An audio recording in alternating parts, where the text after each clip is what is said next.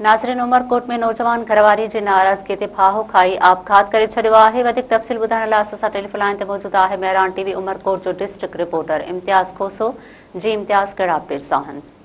हाँ जी बिल्कुल, ये अफ़सोसनाक ख़बर ॿुधाईंदो उमरकोट सिटी थाणे जी हद ॻोठ वलार ओड पाड़े जे 27 साला सरूप पुट फतू ओड ज़ाल जी नाराज़ थियण ते पाण खे घर जी कमरे जे अंदर रस्सी में लटकाए मुबैना ख़ुदकुशी करे ज़िंदगी जो अंत आणे छॾियो।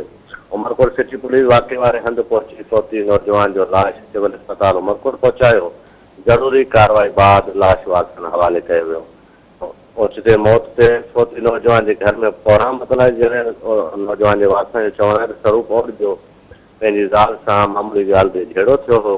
ज़ाल जी नाराज़ थियण ते स्वरूप ओड पाण खे मुबैना तौर घर जे कमरे में लटकाए ख़ुदकुशी करे ज़िंदगी जो ॾींहुं उजाए छॾियो। जी इम्तियाज़, तव्हांजी महिरबानी।